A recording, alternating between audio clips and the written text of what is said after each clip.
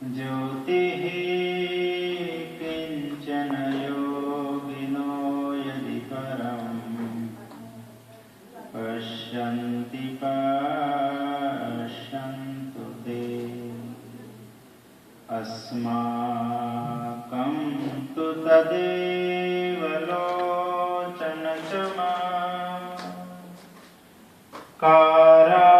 भूयाच्चिरं कालिन्दे कुलिनेषु यत्किमपि तन् नीलं महोद्धावति नीलं महोद्धावति।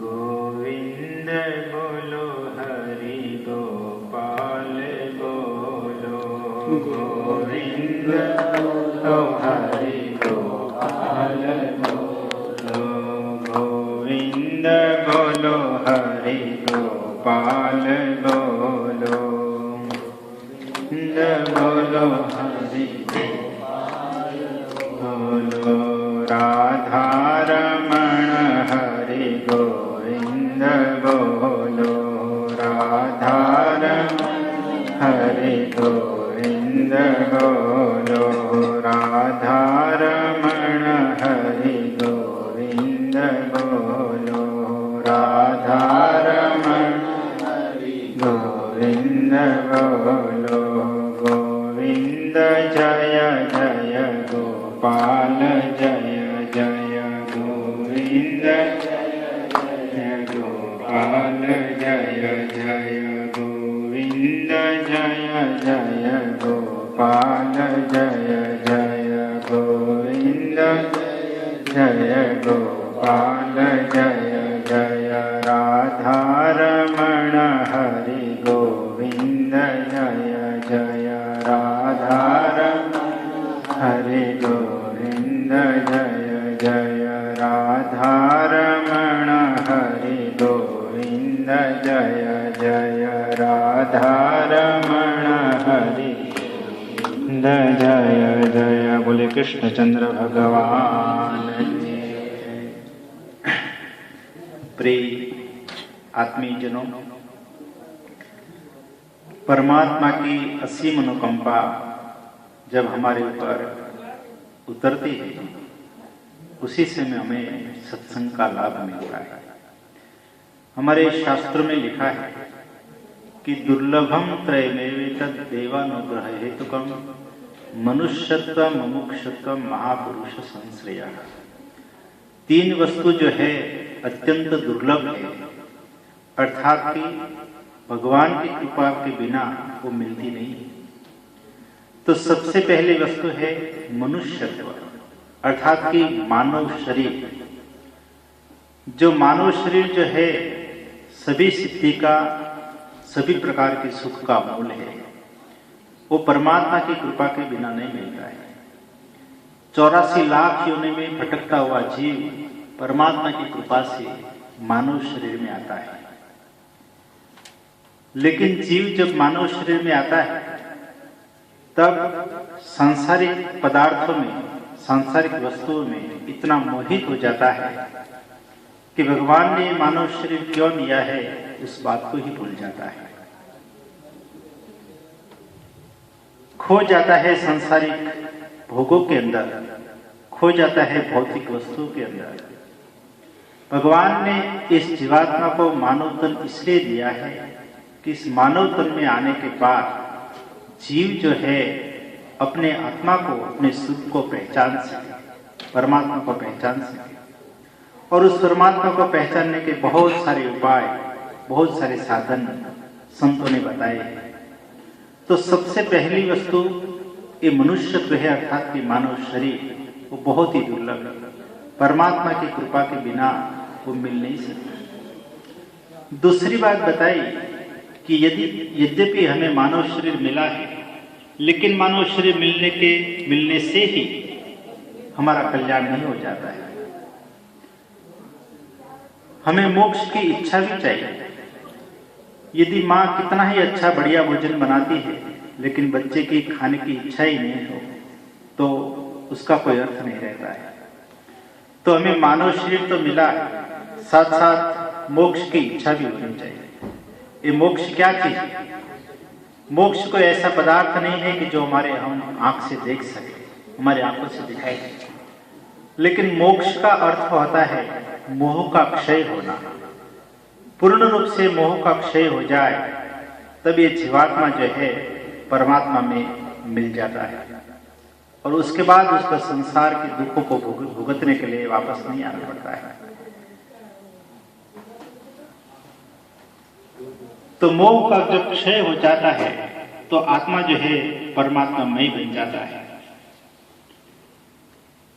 तो मोक्ष की इच्छा होनी चाहिए, अर्थात कि हमारे मन में असंख्य जो वासनाएं भरी है, असंख्य जो कामनाएं भरी है, उस कामना से छूटने की इच्छा भी चाहिए।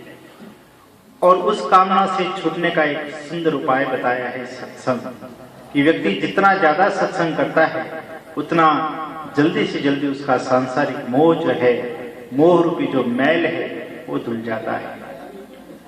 तो सबसे पहली दुर्लभ वस्तु बताई मनुष्यत्व, अर्थात कि मानव शरीर मिलना। दूसरी बात बताई मुमुक्षत्व, अर्थात कि मोक्ष की इच्छा होना। हमारे हृदय में असंख्य जो वासनाएं कामनाएं भरी है और उसी कामना को पूर्ण करने के लिए रात दिन हम दौड़ते रहते हैं, लेकिन ये कामनाएं जो है ऐसे कभी पूर्ण होने वाली नहीं। हमारे शास्त्रों में लिखा है कि न जातु काम कामानाम उपभोगे न शाम्यते हविष्या कृष्ण वर्तमे व भुज एवापि वर्तते। भोगों को भोगने से जो है हमारी इंद्रियां शांत नहीं होती। जैसे आप अग्नि के अंदर एक एक चम्मच घी डालते जाएंगे तो उससे अग्नि कभी शांत नहीं होती है, उसी तरह जो है सांसारिक पदार्थों को एक के बाद एक प्राप्त करने से हमारी इच्छाएं समाप्त नहीं होती। हमारी वासनाएं, हमारी इच्छाएं रात दिन बढ़ती जाती है और जितनी वासनाएं, जितनी इच्छाएं, जितनी कामनाएं बढ़ेगी हमारे जीवन में दुख भी उतना ही ज्यादा आएगा। और इसलिए कहते हैं कि सत्संग करो, सत्संग से जो है आपकी इच्छाएं धीरे धीरे समाप्त हो जाएगी। क्योंकि हम ढूंढते हैं संसार के पदार्थों में सुख, लेकिन वहां सुख है नहीं। उसकी अनुभूति में कब होगी? जब आप सत्संग में जाएंगे। तो दूसरी बात बताई मुमुक्षत्व, अर्थात कि यह भी जो है बहुत दुर्लभ है, वो भी परमात्मा की कृपा से ही मिलता है। और तीसरी बात बताई दुर्लभ है महापुरुष संश्रय। महापुरुष किसको कहते हैं? कि जो परमात्मा की ओर खुद बढ़े और परमात्मा की ओर हमको ले चले, उसी को कहते हैं महापुरुष। जिसका नाम बहुत है, बहुत प्रसिद्ध व्यक्ति है, वो महापुरुष नहीं, लेकिन महान ऐसे परमात्मा को प्राप्त करने के लिए जो प्रयत्नशील है और सब जीवों को जो है उधर ले चलने को प्रयत्न करते हैं, उसी को महापुरुष कहते हैं। तो ऐसे महापुरुष का संश्रय माने सत्संग मिलना जो है बहुत कठिन। तो जगत में तीन वस्तु जो है दुर्लभ बताई, मनुष्यत्व, मुमुक्षत्व और महापुरुष संश्रय। महात्मा का जो है आश्रय, महात्मा के चरणों का आश्रय मिल जाए, महात्मा के चरणों की धूल जो हमें मिल जाए तो हमारा कल्याण हो सकता है। श्रीमद् भागवत के अंदर जड़भरत जी और रघुगण राजा का संवाद आता है, बातचीत आता है। वहां पर भी जड़भरत जी महाराजा रघुगण से कहते हैं कि हे रघुगण राजा, मैं भी एक दिन जो है भारत देश का चक्रवर्ती सम्राट था, लेकिन एक हिरण के बच्चे के अंदर मैंने मोह कर दिया, तो उसी के फलस्वरूप मुझे और जन्म लेने पड़े। तुमको भी यदि परमात्मा को पाना है तो जब तक तेरे मस्तक पर संत महात्माओं के चरणों की रज का अभिषेक नहीं होगा, तब तक तू जो है परमात्मा को प्राप्त नहीं कर सकता, अपने आत्मा को नहीं पहचान सकता। तो कहने का अर्थ है कि हमारे संसार में धन के बल से हम सब कुछ पा सकते हैं, लेकिन संतों का संग तो केवल परमात्मा की कृपा से और पुण्य के प्रताप से ही हम पा सकते हैं। तो इसलिए हमें पुण्य करना चाहिए। और पुण्य किसको कहते हैं और पाप किसको कहते हैं, इसको भी समझ लीजिए। परमात्मा की ओर आगे बढ़ने की इच्छा होना, उसी का नाम है आधा पुण्य। और परमात्मा की ओर हम आगे बढ़ना चालू कर दे, उसी का नाम है पूरा पुण्य। तो 1.5 पुण्य है और 1.5 पाप। परमात्मा से विमुख होना, परमात्मा को भूलना, ये आधा पाप, और परमात्मा को भूलकर शास्त्र के विरुद्ध आचरण करना वो पूर्ण पाप है। तो पाप का फल है दुख और पुण्य का फल है सुख। हम सुख चाहते हैं, मनुष्य मात्र की इच्छा है कि हम सुखी बने, लेकिन सुखी कैसे बन सकते हैं? जब हम पुण्य करेंगे तब। और पुण्य किसको कहते हैं? कि परमात्मा की ओर बढ़ना, उसको पुण्य कहते हैं। किसी को दुख न देना और परमात्मा की ओर बढ़ना, उसको पुण्य कहते हैं। तो ऐसा पुण्य यदि हम प्राप्त करेंगे तो हमारे जीवन में जो है सुख आएगा, शांति आएगी। क्योंकि सब जीवों की, मनुष्य मात्र की, जीव मात्र की इच्छा होती है कि हमें सुख मिले, लेकिन हमें सुख ऐसा चाहिए कि आज आए और कल चला जाए, ऐसा सुख हमें नहीं चाहिए। हम ऐसा सुख चाहते हैं कि जो सनातन रूप से, नित्य रूप से हमारे पास रहे। तो ऐसा सुख तो परमात्मा की आराधना से ही होता है, भगवान के भजन से ही होता है। आप नित्य प्रति जो है अपने शरीर का जितना ख्याल रखते हैं, अपने स्वास्थ्य का जितना ख्याल रखते हैं, उतना ख्याल यदि हम परमात्मा की आराधना के लिए रखें तो भगवान जो अवश्य भगवान को प्राप्त कर सकते हैं।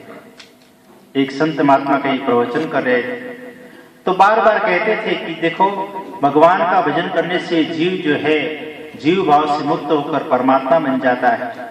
भजन करने से जीव मिट के शिव बन जाता है, भजन करने से जीव बन के शिव बन जाता है। तो ऐसा बार बार कहते थे। तो एक शिष्य जो था वो कहता था, उसको शंका हुई कि बार बार जो है महात्मा जी कहते हैं कि भजन करने से जो है आत्मा परमात्मा बन जाता है, आत्मा परमात्मा बन जाता है। ये बात तो मेरी समझ में नहीं आती। एक दिन उन्होंने गुरुजी से कह दिया कि गुरुजी आप बार बार एक ही बात बोलते हैं कि भजन करो, भजन करो, भजन करने से जीव जो है शिव रूप बन जाता है, परमात्मा रूप बन जाता है। मेरी तो समझ में नहीं आती, रोज रोज ये करने से क्या फायदा है? उसके गुरुजी ने, महात्मा ने एक बार उसको एक छोटा सा कंबल दिया, शॉल दी छोटी सी, और उससे कहा कि तुम इस शॉल के अंदर से रोज एक एक धागा जो है निकाल दिया करो। तो शिष्य जो है उस शॉल में से रोज एक एक धागा जो है निकाल के रख देता था, और इस तरह रोज रोज एक एक धागा निकालते निकालते जो है शॉल जो है समाप्त हो गई, सिर्फ धागा का ढेर रह गया। एक दिन गुरुजी ने कहा कि तुम जरा वो शॉल लेके आ जाओ। तो शिष्य कहते हैं, गुरुजी अब शॉल कहाँ रहे? वो तो सब पूरा धागा बन गया। तो गुरुजी भी कहते हैं कि देखो, तूने एक एक धागा निकाला और शॉल में से धागा बन गया। अब वो धागा में से शॉल बनाना तेरे लिए कठिन है। जिस तरह जो है एक एक धागा निकालने से शॉल जो थी उसका शॉलपना समाप्त हो गया, केवल धागा रह गया, उसी तरह जीव भी जो है नित्य प्रति भगवान का भजन करता है तो इसका जीव भाव जो है समाप्त हो जाता है और वो परमात्मा बन जाता है। बात समझ में आई? तो इसलिए जो है नित्य प्रति हमें भगवान का भजन करना चाहिए। संत और शास्त्र जो है उसका कोई अपना स्वार्थ नहीं है। संत जो है परमार्थ के लिए जो विचरण करते हैं, शास्त्र जो है हमारे कल्याण के लिए जो है हमें उपदेश देते हैं। व्यास जी ने इतने इतने सुंदर सुंदर पुराण बनाए, उसमें इतनी अच्छी अच्छी बातें बनाई लिखी है कि जिस बातों को सुनने से और सुनकर जीवन में उतारने से, आचरण करने से ये हम जो है देवत्व की ओर आगे बढ़ते हैं। हम पहले पामर थे, पशु के समान जीवन जी रहे थे, लेकिन संतों का संग मिला तो हम मनुष्य बने, और ज्यादा संतों की कृपा हमारे पर उतरी तो मनुष्य में से जो है देवत्व की ओर आगे बढ़े। तो सत्संग से ही व्यक्ति जो है मनुष्य में से देव बन सकता है, मनुष्य में से परमात्मा का साक्षात्कार कर सकता है। और इसलिए मानव शरीर जो है अत्यंत दुर्लभ है।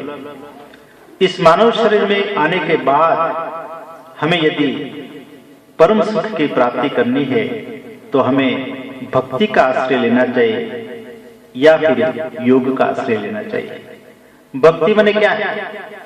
भगवान का जो है भजन करना, भगवान की कथा सुनना, भगवान का पूजन करना, भगवान को वंदन करना, ये सब भक्ति के स्वरूप है।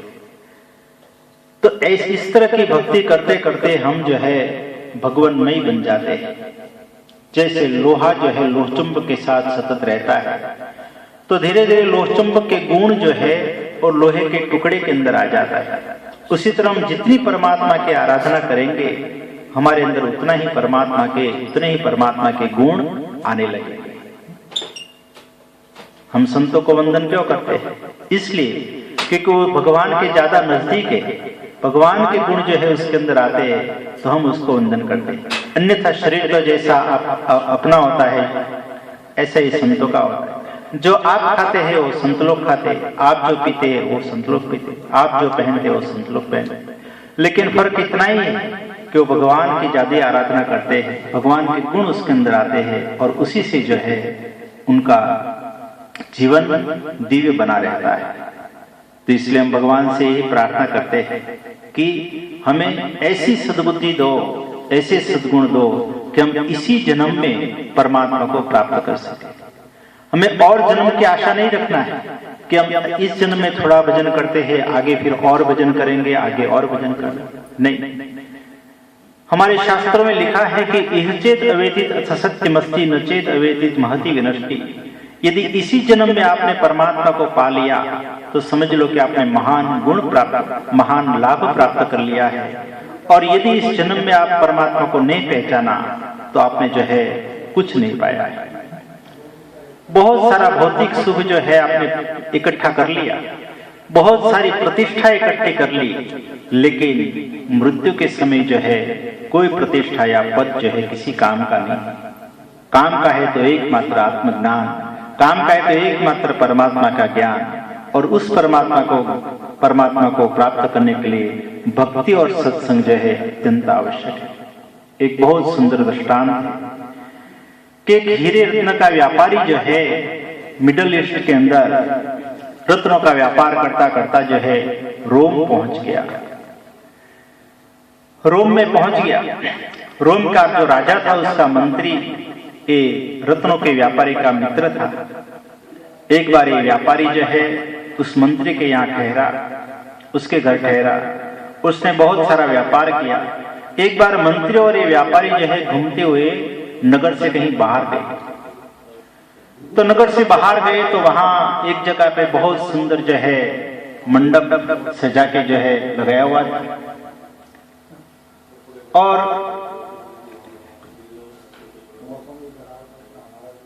मंडप के बाहर जो है किसी स्थान पर ये मंत्री और व्यापारी बैठ के सुंदर सजावट की थी। बहुत सारे फूल जो है, फूल की मालाएं चारों लगी हुई थी। ऐसा सुंदर दृश्य था कि देखते ही रह जाए। वो व्यापारी ने मंत्री से पूछा कि क्या बात है, यहाँ कोई उत्सव हो रहा है, कोई मेला हो रहा है, मेला लगा हुआ है। ऐसी बातचीत चल रही थी। उतने में सैनिकों की एक जो है टुकड़ी सेनापति के साथ वहां आई। वो जो मंडप था उसके अंदर गई और वो लोग कुछ बोल के जो है वहां से बाहर निकल गए। थोड़ी देर के बाद पंडित लोगों का एक समूह जो है आया, हाथ में बड़ी बड़ी ग्रंथ लिए हुए। वो भी उस मंडप के अंदर गए, कुछ बोले और थोड़ी देर के बाद बाहर निकल गए। ये व्यापारी और मंत्री दोनों ये दृश्य देख रहे हैं। थोड़े समय के बाद बुजुर्ग लोग आए, बड़े लोग, बूढ़े लोग आए और उस मंडप के अंदर गए, कुछ बोलकर वो फिर वहां से निकल गए। उसके बाद हाथ में रत्न लिए हुए श्रृंगार करके नौजवान औरतें जो है वहां आई और वो भी जो है मंडप के अंदर गए, कुछ बोल के वहां से बाहर निकल गए। ये सब दृश्य व्यापारी और मंत्री देख रहे थे।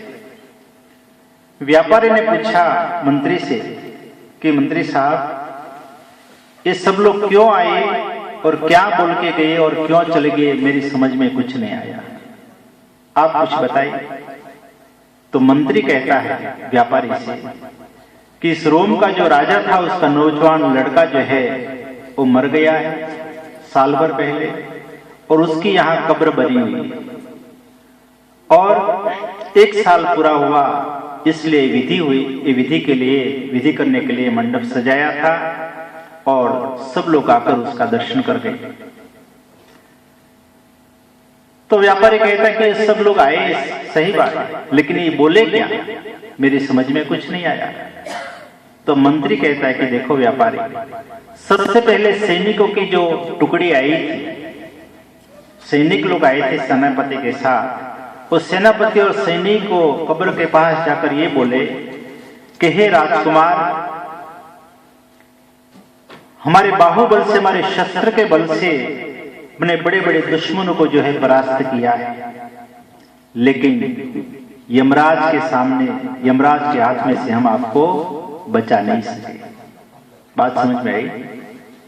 हमने बहुत सारे मुल्क जीत लिए, बहुत सारे देश जीत लिए, लेकिन जो है हम यमराज को जीत नहीं सके। हमारी नजर के सामने यमराज आपको उठा कर ले गए। व्यापारी को आश्चर्य हुआ कि बहुत सुंदर बात कही, काल के सामने किसी का चलता नहीं। फिर व्यापारी पूछता है कि उसके बाद में जो पंडित लोग आए थे वो क्या बोले? तो मंत्री कहते हैं कि पंडित लोग ये आकर बोल गए कि हमारे हाथ में बड़ी बड़ी किताबें हैं, पुस्तकें हैं, उसमें बहुत सारी बात लिखी हुई है। सूर्य ग्रहण कब होने वाला है वो भी हम पहले से जान लेते हैं, चंद्र ग्रहण कब होने वाला है वो पहले से जान लेते हैं। खगोल और भूगोल का ज्ञान हमें है, लेकिन हे राजकुमार, हम यमराज के हाथ में से आपको बचा नहीं सके। व्यापारी ने बात सुनी, आश्चर्य हुआ। व्यापारी पूछता है कि उसके बाद में जो बुजुर्ग लोग आए वो लोग क्या बोले? तो मंत्री कहता है कि बुजुर्ग लोग इस राजकुमार की कब्र के पास आए और कह गए कि हमने जीवन भर जो है बहुत लड़के और लड़कियों की शादी करवाई, बहुत सारे झगड़े का जो है निपटारा किया, बहुत सारे लोगों का जो है मन का समाधान किया, लेकिन हे राजकुमार, यमराज के हाथ में से हम आपको बचा नहीं सके। व्यापारी ने बात सुनी, उसको आश्चर्य हुआ, संतोष भी हुआ कि बात सही है।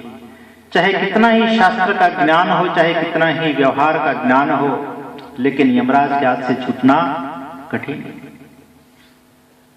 व्यापारी ने फिर पूछा कि अंत में जो है सुंदर सुंदर कन्याएं, सुंदर औरतें कई तरह का श्रृंगार करके जो है हाथ में रत्न की माला और खूब सारे रत्न लेकर आई थी, वो क्या बोल कर गए? तो मंत्री कहता है कि हे व्यापारी, वो जो सुंदर औरतें आई थी, कई तरह का जिसने श्रृंगार किया था, हाथ में कई तरह की मालाएं जो है ली हुई, वो सब औरतें जो है राजकुमार की कब्र के पास जाकर कहती है कि हे राजकुमार, हमने अपने रूप के बल से बड़े बड़े राजा महाराजों को जो है परास्त किया है, बड़े बड़े ऋषि मुनियों को जो है हमने अपने वश में कर लिया है।